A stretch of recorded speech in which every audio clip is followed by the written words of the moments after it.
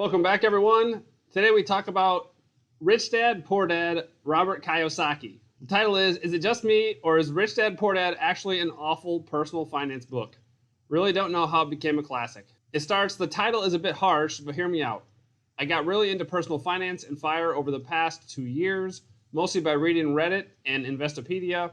Investopedia is a website that talks about finance and personal finance. It's like a Wikipedia, but for investing and for finance. After reading so much about personal finance and investing online, I figured it was time to read some of the classic personal finance books. I started with Rich Dad, Poor Dad because I hear it tossed around so much. Now, I will start off with the positives about the book. I think from a mindset perspective, it's really actually quite good. Things that I think people should take more seriously are paying yourself first, knowing how to buy assets, having your money make money, optimizing assets. All of this is great advice, and certainly not enough people heed it. So at the very, very high level, the book says you need to have your money work for you. You get rich not by working, but by owning companies that earn profits and that appreciate over time. You need to buy those assets. You're not going to have your income in retirement. If you want to retire, you're going to have some income that isn't income from your current job. I will agree with that. My main frustrations from the book came from the specific examples that Kiyosaki chose to give. Just to name some off the top of my head, here are a few things he suggests over the course of the book. Dropping money in penny stocks and IPOs to make a killing. So he's talking about initial public offerings and penny stocks. There's lots of research on penny stocks. Those are like buying lottery tickets. Those are like gambling. Those are like going to casinos. And there's lots of research on IPOs. What's the performance of an initial public offering? The data say it's awful. It's awful return in the long run. If you can get on the ground floor and sell on the second day, you'll make some money. So the first day, lots of them run up 20, 30, 40, 50%, some even more than that. But after that, after the first day, the return is awful, way worse than the market. There's lots and lots of documentation on this. So IPOs are awful investment unless you can buy in before they go public. And penny stocks are also, it's like buying a lottery ticket. It's like buying scratchers. Awful returns. You shouldn't do either of those two things. That's bad. Bad advice. Kiyosaki, bad. Next, picking up foreclosed houses to flip. Sure, I bet you can make money this way, but certainly not great advice for the regular person. So flipping houses, you need to know a lot about the housing market and a lot about how to fix a house. And you need to be able to fix a house. Like, I don't think most people have the expertise to be able to fix a foreclosed house. Have you seen pictures of foreclosed houses? I mean, a lot of them, you need to knock them down and build a fresh house. And not many of us know how to build a house. And if you're paying market rate for the foreclosure and you're paying market rate for someone to build a house, how are you going to earn a profit? I mean, you're not, unless you are fixing this house because you have skills to fix the house, you're probably just going to sell it for what you have into it. You're not going to make a profit. A house costs lots of money, so you're going to owe interest while you're flipping this thing. Flipping houses does not seem like a great way to make money unless you have some special skills. And even if you do work at it, like you're working at it, it's not passive at all. It's not having your money work for you. It's you just working. It's like getting a second job, but you're just working for yourself, but you have to fix this house. I think most people probably couldn't earn a significant return on flipping houses. Next, everyone should join some multi-level marketing company to learn how to sell. This one made me laugh. This is awful advice. Let me just show you. I Googled what people call MLM, and I found this. You see this blue thing here? This is the very first hit on Google for MLM. This is the shape of a pyramid. That's because MLM is a pyramid scheme. The fourth bullet says investing in 16% tax liens. So tax liens are where someone doesn't pay their taxes on their property, and then the government takes the property and then they sell it at auction. Potentially, the people don't live there anymore and they quit paying their taxes because they moved out because there were some problems with the house. But if not, you're going to pay market rate for the house. So it's not clear to me how you're going to make money on these houses.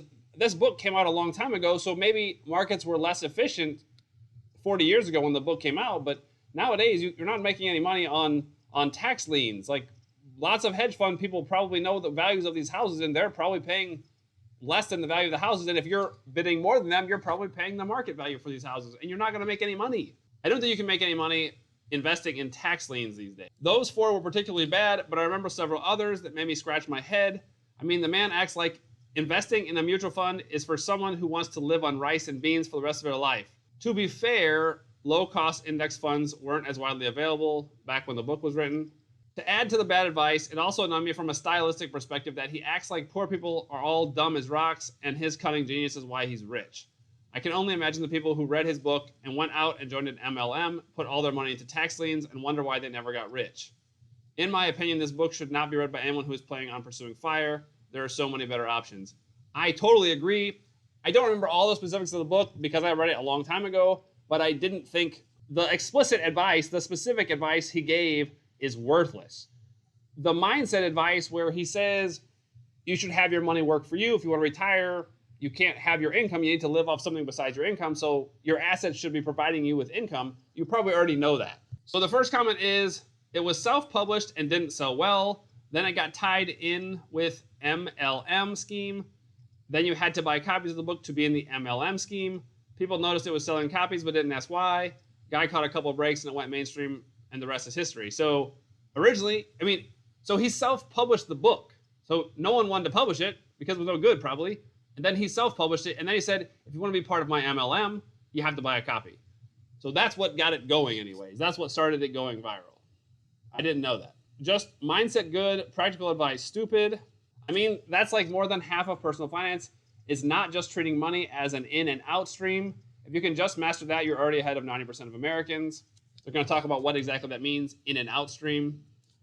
Not treat it as an in and out stream. How so? Here we go.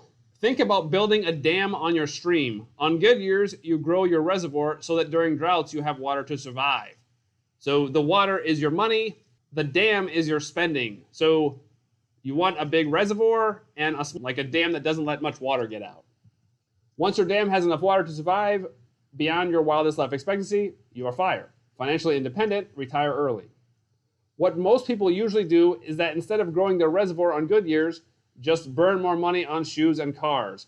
Not saying it's bad, just trying to talk about the mindset. So most people, when they have more water or money, they spend it. They don't let their reservoir build up. They don't save their money. You need to save your money. You need to grow your reservoir. You need to save your money. When I read the books 15 years ago, they definitely helped change my mindset. I had and still have zero interest in owning physical buildings, so ignored most of his advice in that regard. By the third book, I realized most of his advice from that point on was just self-promotion and hucksterism. His story became more profitable for him than the system he set up in his stories. So he made more money selling these nonsense books than he did investing. I know one thing I remember from the book is he was saying, buy lots of property in Arizona and Florida in 2007. So if you did that, you definitely lost your shorts. Like, you definitely did awful. Maybe bankruptcy, but definitely walked away from lots of real estate, I think. I always thought the fastest way to get rich from books like this is to write them and sell them. That's true. That's what Kiyosaki did. He has one good insight, which is that people view asset accumulation as being the important thing, but they don't differentiate between assets that generate income and those that generate cost. So they buy a big house thinking they're getting rich, but they're saddled with a mortgage, maintenance, taxes, etc. for something that generates no money. His only point is you should accumulate revenue-generating assets and get a base of passive income before investing in non-productive assets like cars and houses. He means houses that you live in. This point's a good one. You want assets that pay you, not that cost you. You want lots and lots of assets that pay you, either through dividends or appreciation. It's a reasonably insightful point, but you could write it down on one sheet of paper. How he generated this whole cottage industry from one decent insight is beyond me. He wasn't rich until he wrote that book, so that tells you how well the plan in the book actually worked for him. He had to self-publish the book too. Your title isn't harsh. Kiyosaki is a fraud. The CBC did a great investigation a decade ago. The concept about buying assets you pay is the only useful one in the book. One of the people in the book also mentioned some criticism of his. You can see it here. The Wall Street Journal reviewed his book. They called it Rich Men, Poor Advice. The website also says Kiyosaki's company also filed for bankruptcy in 2012. In the book, Kiyosaki says, if you're going to go broke big. Ay, ay, ay. No. If you're going to go broke, No, that's like if you're going to buy one lottery ticket, you might as well buy $100,000 worth of lottery tickets. No. Convinces people that college is for suckers. No, college is going to raise your income, is going to raise your savings, is going to get you to retire. He says his net worth is between $50 and $100 million, but his co-author said it's $9. Another reader said, You have to admire a guy who can spin 2 or 3 paragraphs of very ordinary financial platitudes into such a range of books. Ay, ay, ay. Rich Dad, Poor Dad is the only book I've actually thrown in the trash. Rich people buy assets, poor people buy liabilities. If you can walk away with that mindset from it, it's worth it. That's the only useful thing in the book. Rich people buy assets, poor people buy liabilities. So you want assets that pay you, you don't want assets that cost you. So that's the only sentence from the book. So if you haven't read the book, don't read the book. That's the value of the book. Rich people buy assets that pay them, poor people buy assets that cost them. The rest of the book, the rest of the advice in the book is awful. So this book is, yes, it's awful. A lot of personal finance books I've read multiple times because you learn something every time, and maybe you forgot some things and you can relearn them or rehear them. A lot of stuff on YouTube too, like hearing it multiple times is useful. A lot of stuff you watch in the personal finance videos on YouTube, you've heard the stuff before, but it's useful to hear it again, to remind yourself, to nudge yourself to do better. This book is awful. You don't want to do anything from this book the first time, so you don't need to waste time or money reading this book. The title of the post is accurate. This book is 2 thumbs down. Thank you for watching. I'll see you guys in the next video.